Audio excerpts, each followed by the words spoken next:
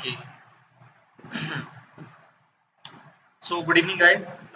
Last class में हम लोगों ने साइन ऑफ क्वाड्रेटिक इक्वेशंस तक डील कर लिया था, तो उसी को कंटिन्यू करते हुए कुछ पर्टिकुलर केसेस देखते हैं जहाँ पे साइन ऑफ क्वाड्रेटिक एक्सप्रेशंस हम एनालाइज कर रहे होंगे। उसमें सबसे फर्स्ट जो है वो आएगा केस वन।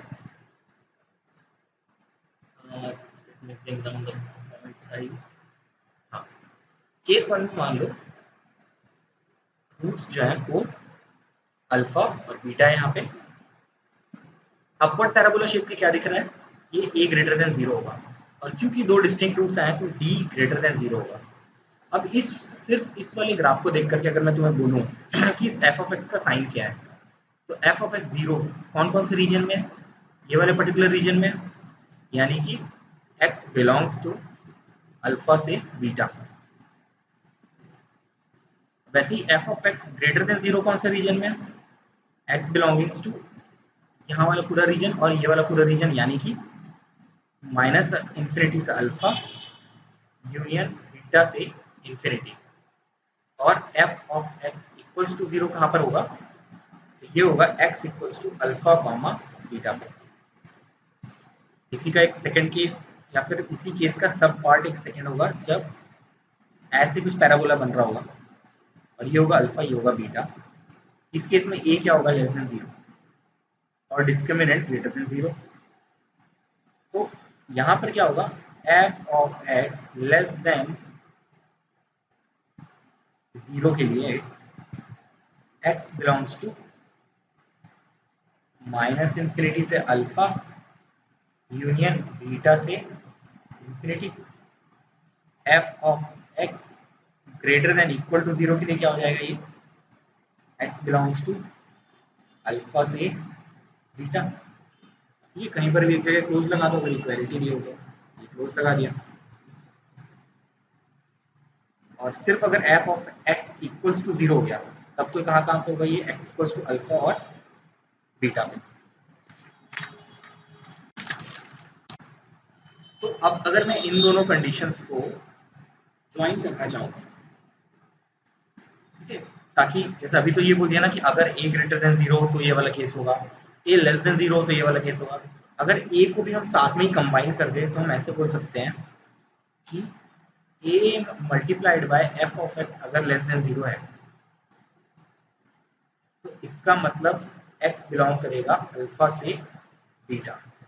सोच करके देखो, अगर a लेस देन 0 हो गया, ठीक है, ये लेस देन 0 इसका मतलब पॉसिबिलिटी क्या क्या है, या तो ये प्लस या तो ये माइनस है, या तो ये माइनस या फिर ये प्लस है, ठीक है। अगर a लेस देन 0 है और f ऑफ x पॉजिटिव है, ये रहा ये वाला केस। और अगर a पॉजिटिव है और f of x less than 0 है, तब फिर कौन सा केस आ गया, तो सिर्फ और सिर्फ f ऑफ x के साइन को अगर हम a से मल्टीप्लाई कर रहे हैं तो a वाली कंडीशन भी उसी में इंक्लूड हो जाती है। अब हमें क्या करना है, बस ऐसे देख लेना है कि a into F of x less than 0 अगर आ रहा है, जस्ट अ सेकेंड,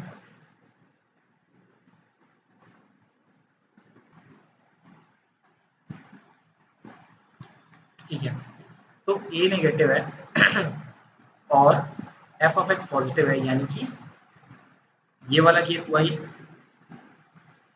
और वैसे ही a पॉजिटिव और f ऑफ एक्स नेगेटिव है, यानी कि ये कौन सा केस हो गया, ये वाला केस। इसको कंबाइन करके हम बना सकते हैं कि a into F of x less than 0 है तो x बिलोंग्स टू अल्फा से beta.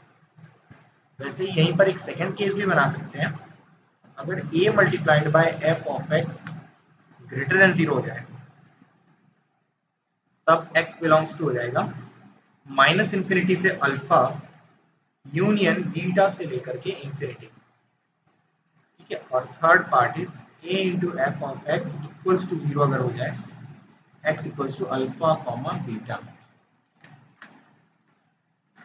I hope you are getting it.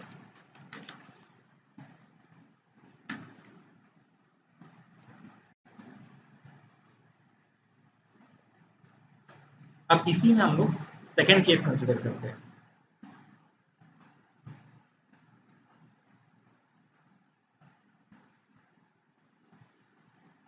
Case 2, जब डिस्क्रिमिनेंट लेस देन 0 हो जाए। अब अगर डिस्क्रिमिनेंट लेस देन 0 होगा तब रूट तो रियल आएगा नहीं, तो ये एक्स लाइन, ये a ग्रेटर देन 0,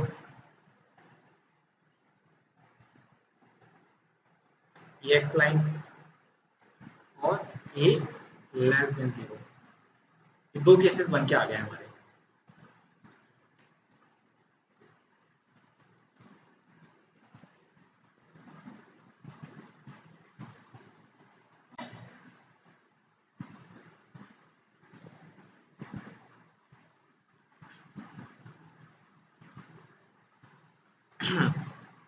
अगर फर्स्ट वाले केस की बात करें तो f of x greater than 0 हो रहा है for all x belongs to r, और सेकंड केस की बात करें तो f of x less than 0 हो रहा है for all x belongs to r। तो a multiplied by f of x greater than 0 हो जाएगा for all x belongs to r। ठीक है, x की कोई भी वैल्यू लो, अगर a ग्रेटर देन 0 है, पूरा का पूरा जो साइन है क्वाड्रेटिक इक्वेशन का वो ग्रेटर देन 0 आ रहा है, और अगर a की वैल्यू लेस है तो वो लेस देन 0 आ रहा है। सो यहाँ पर ऐसे जनरलाइज कर दिया इसको। ठीक है, केस 3, केस 3 में होगा डिस्क्रिमिनेंट इक्वल्स टू 0, ये वाला केस। यहाँ पे क्या होगा, जस्ट बाउंडेड टिप वाली कंडीशन आ रही होगी, यहाँ ये यहाँ पर, ये यहाँ पर। अब इस केस में अगेन a ग्रेटर देन 0 है, यहाँ पर a लेस देन 0 है, तो f of x greater than equal to 0 for all every x belongs to r। ये कब होगा, इस वाले केस में, और इस वाले केस में क्या होगा, f of x less than equal to 0 for every x belongs to r। तो इसको भी कंबाइन करके क्या लिख सकते हैं, इन दोनों को कंबाइन करके हम लिख सकते हैं a multiplied by f of x is greater than 0 for all x belongs to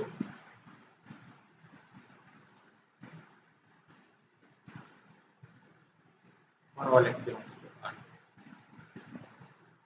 तो यहाँ से दिख क्या रहा है कि थर्ड केस में ना हमेशा ही जो एक्सप्रेशन है उसकी वैल्यू जो रहेगी a डॉट एफ एक्स की, a dot F ex expression हमेशा पॉजिटिव रहेगा। ठीक है, और सेकंड केस में a डॉट एफ एक्स भी हमेशा पॉजिटिव रहेगा। थर्ड फर्स्ट वाले केस में जब डिस्क्रिमिनेंट ग्रेटर देन 0 रहेगा तब वो तभी से पॉजिटिव होगा a dot F of x जब x माइनस इन्फिनिटी से अल्फा यूनियन बीटा से इन्फिनिटी में होगा।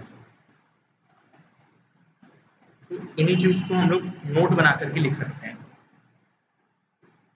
ठीक है, तो स्टार्ट नोट लिख सकते हो एक, a dot f of x can be negative only in first case, i.e.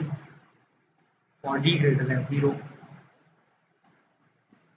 Hence, if a dot f of k is less than 0, then यहाँ से हम क्या बोल सकते हैं, roots will be real and distinct। और नोट क्या बोल सकते हैं, if a dot f of k is greater than 0, then roots may or may not be real। Greater than 0 तो हमें नहीं पता, हो सकता है वो केस 1 हो सकता है वो केस 2 हो सकता है वो केस 3 हो। और लास्ट पार्ट में इस चीज को थोड़ा ध्यान से समझना, if f of k1 dot f of k2 less than 0 है, then roots should be real and distinct। k1 k2, अब ये दोनों मिल करके क्या हो रहा है ना लेस देन 0 हो रहा है, यानी पक्का क्या हो रहा है, या तो ये पॉजिटिव है तो ये नेगेटिव हो रहा होगा, या फिर क्या हो रहा है, ये नेगेटिव हो रहा है ये पॉजिटिव हो रहा होगा। तो अगर f ऑफ k1 पॉजिटिव है यहाँ पर होगा कहीं पर, और f ऑफ k2 नेगेटिव है तो यहाँ पर कहीं पर होगा। तो अगर रूट्स जो है वो यहाँ और यहाँ लाई कर रहे हैं, एक ना एक बार तो ये ग्राफ क्या करेगा, कट करेगा इसको यहाँ पे। वैसे ही अगर एक बार एक्सप्रेशन का साइन यहाँ पर नेगेटिव है और यहाँ पर पॉजिटिव मिल रहा है, तो पक्का ऐसे करके वो कट तो कर रहा होगा। इसका मतलब ये है कि K1 और K2 के बीच में एक रूट तो आएगा एग्जैक्टली, ठीक है। सो यहाँ पर if F of K1 multiplied by f of K2 is less than 0, then root should be real and distinct, and between K1 and K2 there should be exactly one root, or the interval K1 K2, जो interval आएगा will contain exactly one root। इसको ऐसे भी देते हैं, अगर मान लो ये है हमारा ग्राफ और तुमने ऐसे एक इक्वेशन बना दी। अब अगर F of K1 dot K2 दोनों ही अगर पॉजिटिव पॉजिटिव हो गए, तब क्या होगा, ये मान लो कहीं पर K2 आ जाएगा और ये मान लो कहीं पर एफ ऑफ K1 आ जाएगा। तब इस केस से हमें कुछ पता चल रहा है कि ये तो दोनों ही पॉजिटिव पॉजिटिव है, तब हम नहीं बोल सकते कि यहाँ पर जो K1 और K2 के बीच में कोई रूट आ रहा है या नहीं, ठीक है। वैसे ही ये केस भी बन जाएगा दोनों पॉजिटिव का, ये रहा K2, ये रहा K1, यहाँ पर भी पॉजिटिव, यहाँ पर भी पॉजिटिव। और इस केस में तो क्या हुआ, अगर ये जस्ट टच करके चला गया तो एक रूट आ जाएगा। और भी पॉसिबिलिटी है कि हो सकता है ऐसे जा रहा हूँ, ये वाला हो रहा हो K1 और ये वाला हो रहा हो K2, value of function at K1 and K2 यहाँ पर भी पॉजिटिव मिल जाएगी। लेकिन अगर वो एक पॉजिटिव एक नेगेटिव है तो इसका मतलब पक्का एक ना एक रूट तो आ रहा है, और दोनों पॉजिटिव है तो हम कुछ कह नहीं सकते, ठीक है। क्यों नहीं कह सकते, क्योंकि हो सकता है वो जस्ट ये वाली कंडीशन हो रही है, और हो सकता है वो नीचे से कट करके भी निकल जा रहा हो। तो इस चीज को भी नोट बना के लिख लो कि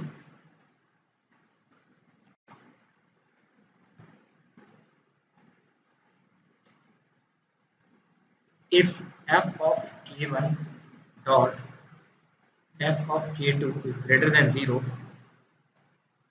then roots may or may not be real,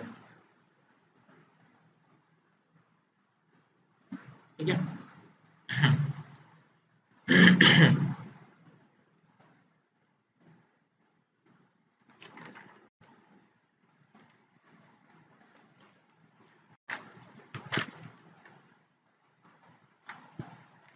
तो इसके बेस पर एक क्वेश्चन कर देते हैं।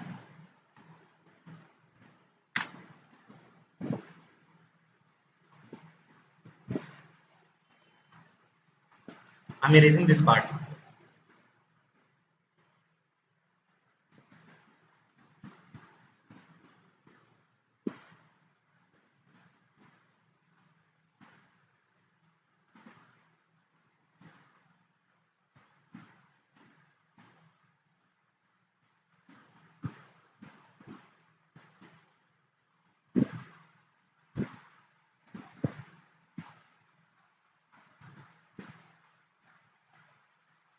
In which of the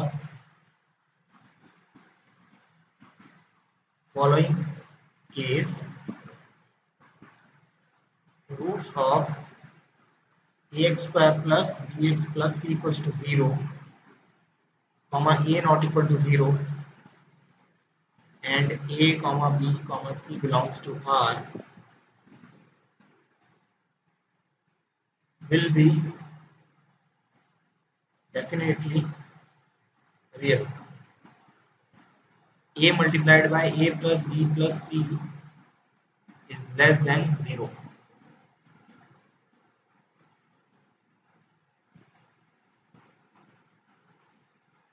So यहाँ पर क्या होगा, किस केस में ये होगा, a प्लस बी प्लस सी कब आ रहा होगा, जब हमने x को हम लोग क्या रख देंगे 1, a x square plus b x में अगर तुम x की वैल्यू 1 रख दोगे तो a plus B plus C 0 आ जाएगा। तो इसको ऐसे भी लिख सकते हैं, a multiplied by a plus B plus C 0 implies that a multiplied by f of 1 is less than 0।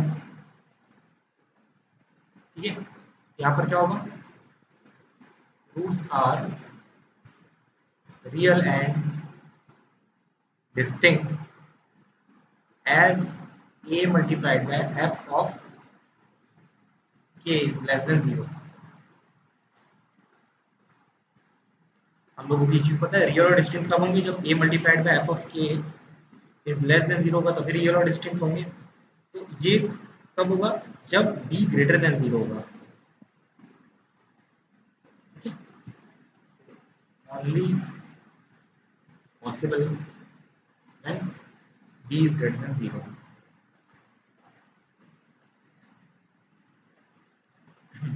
इसका एक्चुअल यूटिलिटीज वाले पार्ट का ना लोकेशन ऑफ रूट्स में आता है।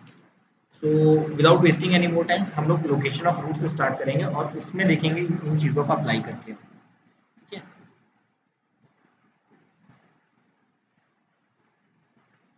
Now you can write down the heading location of roots. यहाँ से थोड़ा सा टफ पार्ट चालू हो जाता है, सो ध्यान रखना यहाँ पर चीज़ें। ठीक है, अब स्ट्रेट फॉरवर्ड चीज़ें नहीं आ रही होंगी, चीज़ें थोड़ी सी ट्विस्टेड फॉर्म में आ रही होंगी अब। तो केस 1 कंसिडर करते हैं हम लोग लोकेशन ऑफ रूट्स में। अच्छा, इसमें किस टाइप के क्वेश्चन बनेंगे कि जैसे मान लो क्वाड्रेटिक इक्वेशन दे दिया अभी मैं, ठीक है, और उसमें ए उन्होंने नहीं बताया, फिर उन्होंने ये बोल देगा कि for what value of A the roots will be greater than 5, for what value of A the roots will be less than 5, for what value of A the roots will lie between 2 and 3। तो यहाँ पर हम लोगों को थोड़ा थोड़ा दिमाग लगा करके कंडीशंस फिट करानी होती हैं।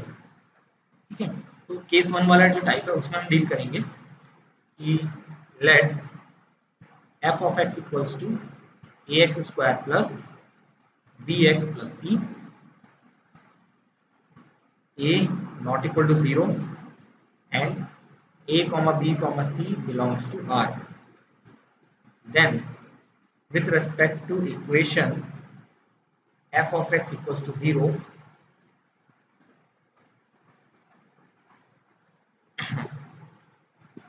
if k lies between roots of f of x equals to 0, then a dot f of k is less than 0। ये चीज हम लोगों ने अभी थोड़ी देर पहले ही डिस्कस की है कि k lies between the roots। तो ये कभी पॉसिबल था जब ये वाला केस आ रहा हो, या तो ये वाला केस आ रहा हो या फिर ये वाला केस आ रहा हो, और ये दोनों ही केसेस में क्या हो रहा था, a multiplied by f of k is less than 0।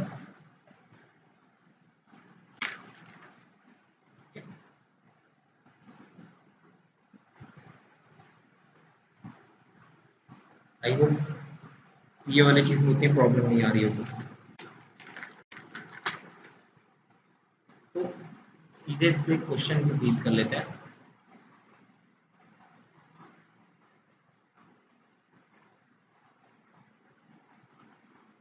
Find a if 3 lies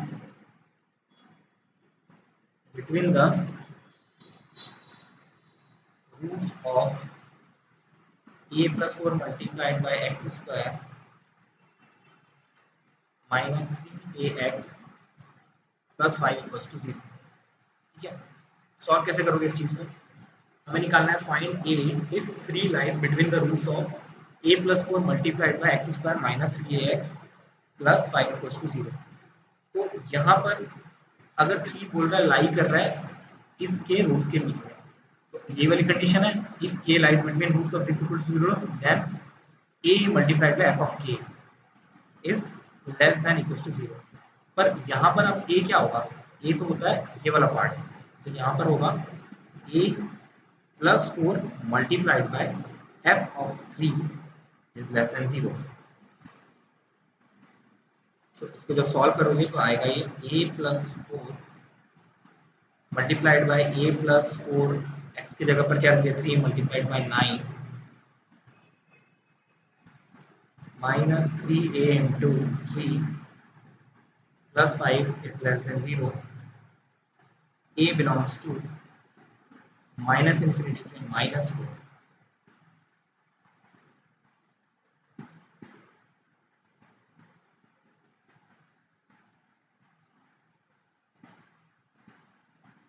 inequality I hope solve करना जानते हो तुम लोग।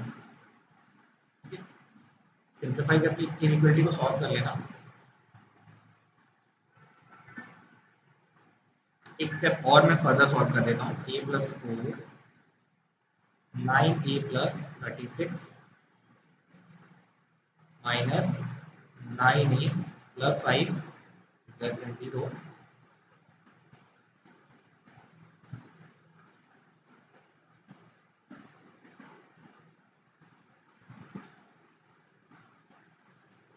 Plus 9a minus 9a cancel हो गया, a plus 4 multiplied bye 41 less than 0, तो ये सिंपली आ गया a इज लेस देन -4। तो ये इसका आंसर हो जाएगा। ठीक है, इसी में एक और क्वेश्चन करते हैं।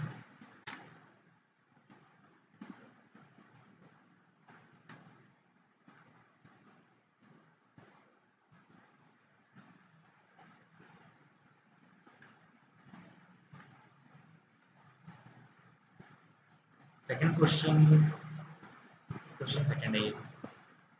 क्वेश्चन सेकंड,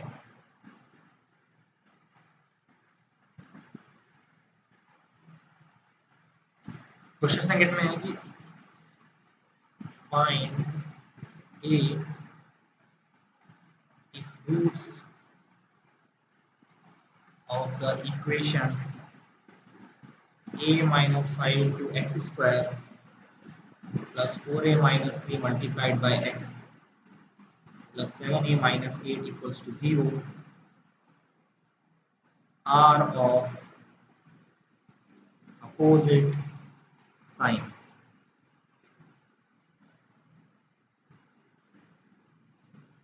ठीक है, अब क्या बोल रहा है, रूट्स जो है वो अपोजिट साइन का है, तो यहाँ पर भी वही वाला चीज लगेगा।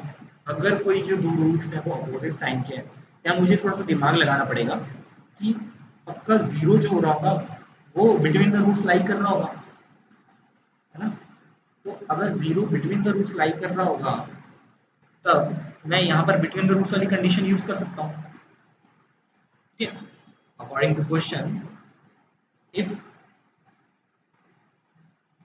roots are of opposite sign then 0 should lie between the roots a multiplied by f of 0 is less than 0। तो यहाँ पर a क्या है, यहाँ पर a एक्चुअली में a माइनस 5 है, और f ऑफ 0 करोगे तो क्या लिखोगे यहाँ पर ब्रैकेट लगा के a minus 5 multiplied by 0 square plus 4a minus 3 multiplied bye 0 plus 7a minus 8 equals two is less than 0। अब इस इनइक्वालिटी को सॉल्व करो, a minus 5 multiplied by a minus 5 plus 4a, ये तो पूरा का पूरा 0, एक पूरा का पूरा 0, कितना हो जाएगा ये 7a माइनस 8 लेस देन 0। ठीक है, a माइनस 5 और 7a minus 8 is less than 0। I hope आप डायरेक्टली लिख पा रहे हो इसका आंसर। a बिलोंग करेगा बिटवीन द रूट्स यानी a बाय 8 बाय 7 से लेकर के 5, ये इसका आंसर हो गया।